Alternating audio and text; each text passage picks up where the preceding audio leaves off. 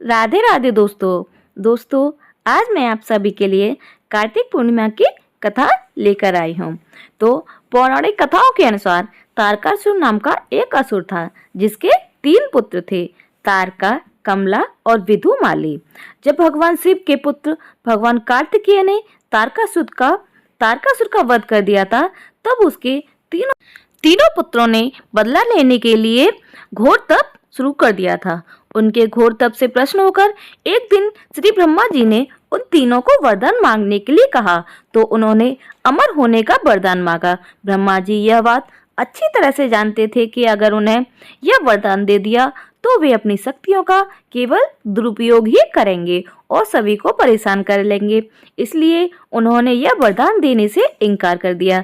श्री ब्रह्मा जी ने उनसे कहा कि तुम लोग इसकी जगह कोई अन्य वरदान मांग लो। तब तीनों कहने लगे कि फिर उनके नाम का एक नगर बसाया जाए और जब भी कोई उनका वध करना चाहे तो सिर्फ एक तीर से तीनों का अंत एक साथ ही कर सके। तब श्री ब्रह्मा जी ने तथास्तु कहकर उन्हें वह वरदान दे दिया। वरदान प्राप्त करने के बाद तारकासुर के पुत्रों ने तीनों लोकों पर अधिकार कर लिया और देवताओं पर अत्याचार करने लगे। उनके अत्याचारों से परेशान होकर सभी देवतागण भगवान शिव की शरण में गए और उन तीनों का वध करने की प्रार्थना की। तब महादेव जी ने विश्वकर्मा जी से एक दिव्य रथ का निर्माण करवाया और सभी देवताओं ने अपना अपना अंश उस दिव्य रथ को प्रदान किया। तब उस दिव्य रथ पर सवार होकर भगवान शिव उन तीनों का वध करने निकल पड़े। देवताओं और राक्षसों के बीच भयानक युद्ध चल रहा था। युद्ध के दौरान जब तीनों राक्षस एक सीट में आए और जब अभिजीत मुहूर्त हुआ, उस समय भगवान शिव ने एक तीर से तीनों का वध कर दिया। कहा जाता है कि तभी से भगवान शिव को त्रिपुरारी कहा जाने लगा। उन तीरों के अत्याचारों से मुक्त होने की खुशी में देवताओं ने देव दीपावली मनाई, दीप जलाकर खुशियां मनाई। इसी कारण से कार्तिक पूर्णिमा को त्रिपुरारी पूर्णिमा और देव दिवाली के रूप में भी मनाया जाता है, क्योंकि जिस दिन भगवान शिव ने त्रिपुर नामक के राक्षस का वध किया था, वह दिन कार्तिक पूर्णिमा का दिन था। अब सुनिए भगवान विष्णु के मत्स्य अवतार की कथा। तो दोस्तों, मान्यताओं के अनुसार एक बार एक प्रतापी राजा जिसका नाम सत्यव्रत था, कृतमाला नदी में स्नान कर रहा था। स्नान के पश्चात जब सूर्य देव को तर्पण के लिए उसने अपने हाथ उठाए तो उसकी अंजलि में एक छोटी सी मछली आ गई। राजा मत्स्य सत्यव्रत ने मछली को पुनः नदी में छोड़ दिया, लेकिन तभी वह मछली बोल उठी कि राजन, इस जल में बड़े बड़े जीव रहते हैं जो छोटे जीवों को मारकर खा जाते हैं, कृपया मेरे प्राणों की रक्षा कीजिए।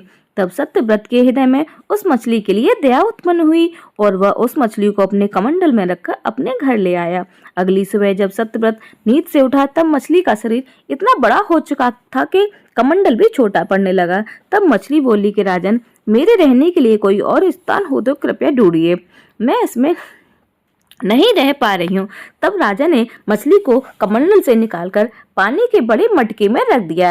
रात भर मटका भी मछली के लिए छोटा पड़ने लगा। ऐसा करते करते मछली का आकार इतना बड़ा हो गया कि उसे सरोवर में छोड़ना पड़ा। जब सरोवर भी छोटा पड़ गया तो उसे समुद्र में डाल दिया गया। अब आश्चर्य की बात यह हुई कि विशाल से इस समुद्र में भी मछली के लिए छोटा पड़ गया। तब राजा सत्यव्रत ने बड़े ही विनम्र स्वर में पूछा कि आप कौन हैं जिन्होंने सागर को भी डुबो दिया। तब भगवान विष्णु ने उत्तर दिया कि हे मैं ग्रीव नामक दैत्य के वध के लिए आया हूँ, जिसने छल से वेदों को चुरा लिया है और उसके कारण ही जगत में चारों ओर अज्ञानता और अधर्म फैल रहा है। मत्स्य रूपधारी भगवान विष्णु ने कहा कि आज से ठीक 7वें दिन के बाद पृथ्वी पर प्रलय आएगी और वह समय बहुत ही भयानक होगा। संपूर्ण पृथ्वी जलमग्न हो जाएगी। जल के अलावा यहाँ कुछ भी नहीं बचेगा।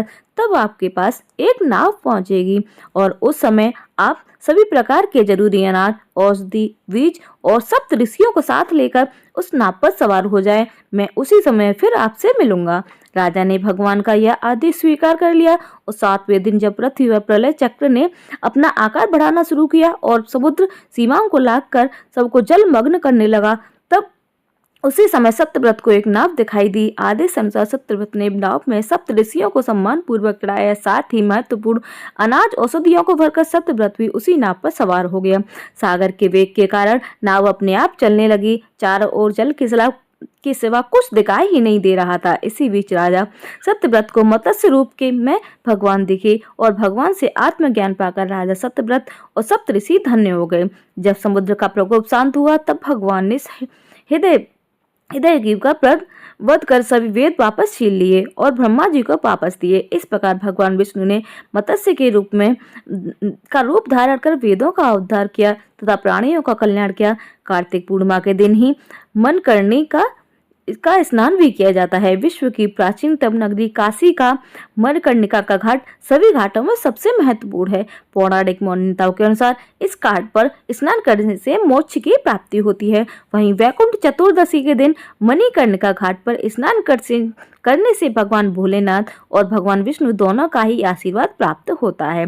पौराणिक मान्यताओं के अनुसार जब देवी सती अपने पति भगवान शिव का अपमान सहन नहीं कर पाई और अपने पिता के यज्ञ कुंड में कूद गई थी, तब भगवान शिव वहां प्रकट हुए और अग्नि में से देवी सती के शरीर को अपने हाथों में उठाए पूरे ब्रह्मांड में घूमने लगे। तब इस दौरान माता का कर्ण फूल यानी कान की वाली इसी स्थान पर गिरी थी। तभी से यह घाट मणिकर्णिका नाम से का घाट कहा जाने लगा।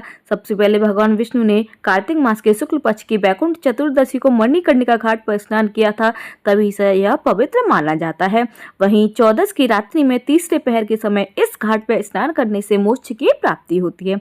एक बार की बात है जब भगवान विष्णु पृथ्वी पर भगवान भोलेनाथ की पूजा आराधना करने के लिए काशी आए थे, तब उन्होंने मणिकर्णिका घाट पर स्नान किया। स्नान के पश्चात भगवान विष्णु भगवान शिव का पूजन करने के लिए उन पर 1000 कमल के पुष्प अर्पित करने बैठे। तभी भगवान शिव ने श्री विष्णु जी की परीक्षा लेने के लिए कमल का पुष्प छुपा दिया।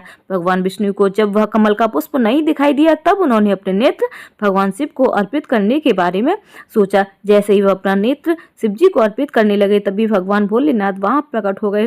भोलेनाथ ने कहा कि पूरे संसार में उनसे बड़ा महादेव का भक्त कोई नहीं है और इस दिन जो भी व्यक्ति मणिकर्णिका घाट पर स्नान कर उनकी पूजा करेगा उसके सभी कष्ट दूर होंगे और मृत्यु के पश्चात उसे मोक्ष की भी प्राप्ति होगी। इस प्रकार मणिकर्णिका घाट पर स्नान करने से मनुष्य के सभी ताप नाप नष्ट हो जाते हैं। इस घाट पर हिंदुओं का दाह संस्कार भी किया जाता है।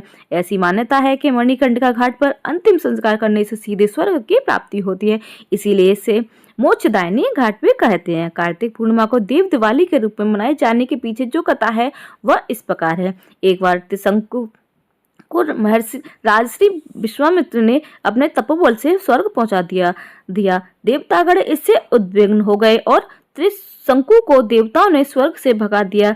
शापग्रस्त त्रिशंकु अधर में लटके हुए त्रिशंकु को स्वर्ग से निकाले जाने से शिव विश्वामित्र मुनि ने पृथ्वी स्वर्ग आज से मुक्त एक नई समूची सृष्टि को ही अपने तपोबल से न प्रारंभ कर दी। उन्होंने कुंस मिट्टी, ऊंट, बकरी, भेड़, नारियल, घोड़ा, सिंगाड़ा आदि की रचना का क्रम प्रारंभ कर दिया। इसी क्रम में विश्वामित्र मुनि ने वर्तमान ब्रह्मा विष्णु महेश की प्रतिमा बनाकर उन्हें भी अभिमंत्रित करके उसमें प्राण फूंकना आरंभ कर दिया। अब तो सारी सृष्टि डामाडोल हो गई, चारों ओर कोहराम मच गया। तब हाहाकार के बीच देवताओं ने मुनीश्वर विश्वामित्र से ऐसा ना करने की प्रार्थना की। तब महर्षि प्रसन्न हो गए और उन्होंने नई सृष्टि की रचना का अपना संकल्प वापस ले लिया। देवताओं और ऋषि मुनियों ने प्रसन्नता की लहर दौड़ गई। पृथ्वी, स्वर्ग, पाताल सभी जगह इस अवसर पर दिवाली मनाई गई। यही अवसर अब देव दिवाली के रूप में जाना जाता है। तो दोस्तों, यह थी आज की कार्तिक पूर्णिमा की कहानी। तो अगर आपको हमारी आज की यह कहानी पसंद आई हो तो प्लीज़ हमारे वीडियो को लाइक करें, चैनल को सब्सक्राइब करें। मिलते हैं ऐसी ही नई वीडियो के साथ। तब तक के लिए अपना ध्यान रखें। धन्यवाद। राधे राधे।